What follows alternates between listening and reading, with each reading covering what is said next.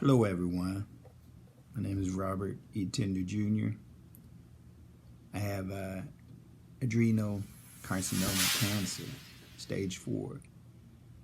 I was diagnosed in April of this year, at the beginning of April pretty much, and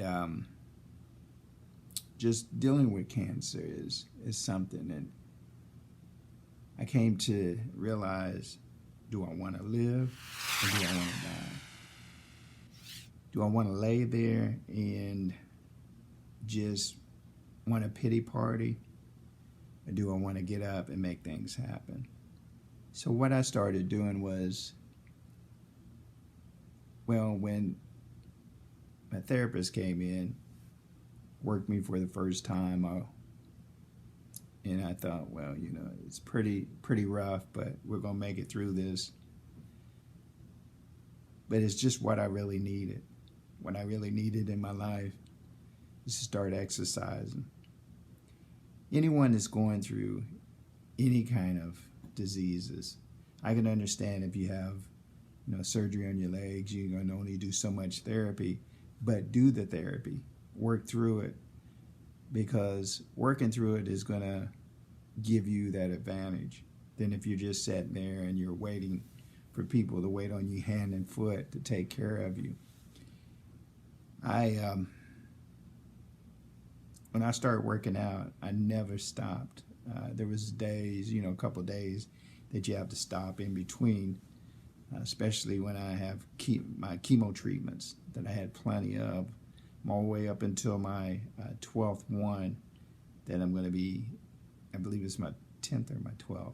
Anyway, that I'm going to be taking this coming Friday, and hoping that the results, not a chemo treatment, let me take that back. We're actually taking a CT scan just to see where the tumors are.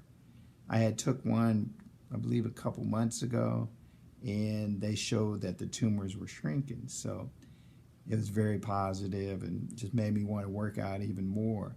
So I've been working out each and every day as much as I can, and I encourage you to do so.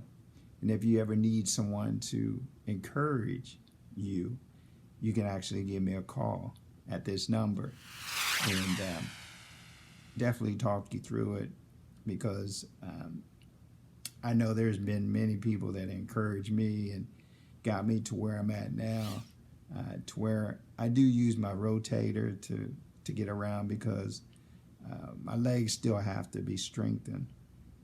Chemo, it takes a lot out of you from week to week. After my first radiation treatment, I was doing fine. Then now I had my chemo treatments, and I'm still moving. But what the therapist had gave me to do, and I still do that, you do the stretching exercises, the arm bands, or the bands to do your legs and your arms.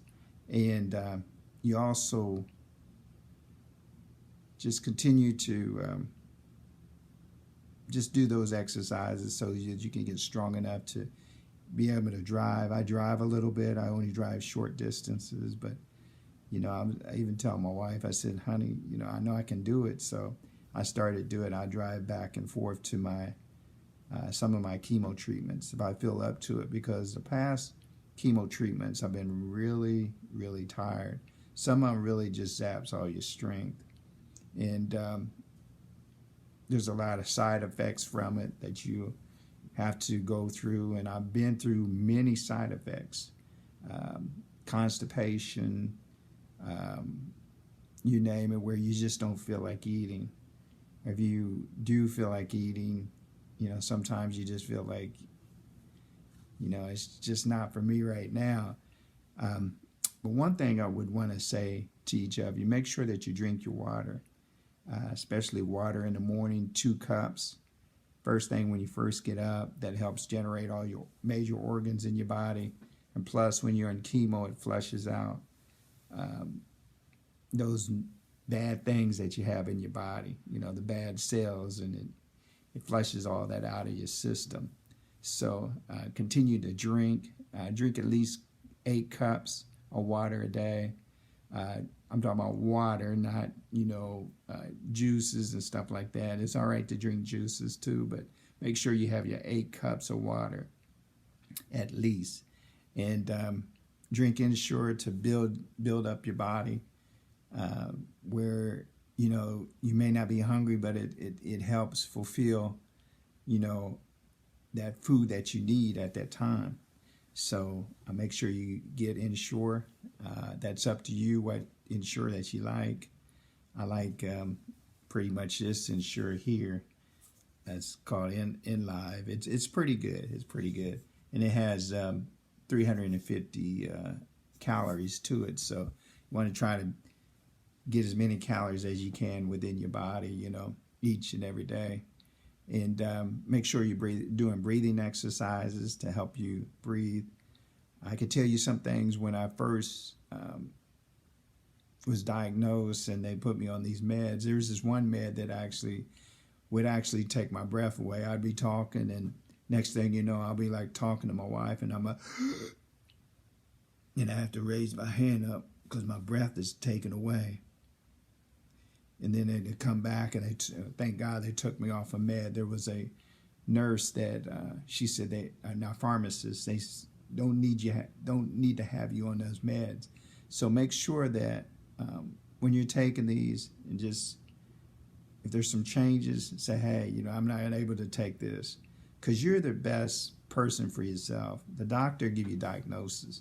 Doctors give you diagnosis so you can go to your prayer partners and ask them to pray for you to get you through. And that's what I had done. I've got a prayer partner network, and I don't know how large it is. I believe it's pretty large because of God actually making me over, because a lot of people say, wow, you look good. You're feeling up.